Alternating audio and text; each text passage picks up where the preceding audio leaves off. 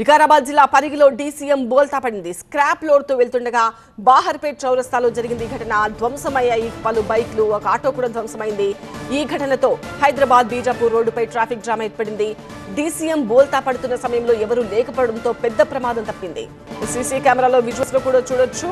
వికారాబాద్ జిల్లాలో జరిగింది ఈ ఘటన. డీసీఎం వ్యాన్ బోల్తా పడింది. స్క్రాప్ లోడ్ తో వెళ్తుండగా బాహర్పేట చౌరస్తాలో జరిగింది ఈ ఘటన. పలు బైక్లు ధ్వంసమయ్యాయి, ఒక ఆటో ధ్వంసమైంది. ఈ ఘటనతో హైదరాబాద్ బీజాపూర్ రోడ్డుపై ట్రాఫిక్ జామ్ ఏర్పడింది. డీసీఎం బోల్తా పడుతున్న సమయంలో అక్కడ ఎవరూ లేకపోవడంతో పెద్ద ప్రమాదం తప్పింది. చూడొచ్చు, డీసీఎం వ్యాన్ హెవీ లోడ్ తో వస్తున్నట్టుగా తెలుస్తోంది. ఆ హెవీ లోడ్ కారణంగానే డీసీఎం వ్యాన్ అదుపు తప్పినట్టుగా కనిపిస్తోంది. ఒక్కసారిగా పక్కకు దూసుకు రావడంతో అక్కడున్న వాళ్ళంతా భయభ్రాంతులకు గురయ్యారు. మొత్తం పక్కకు ఉరిగిపోయింది డీసీఎం వ్యాన్.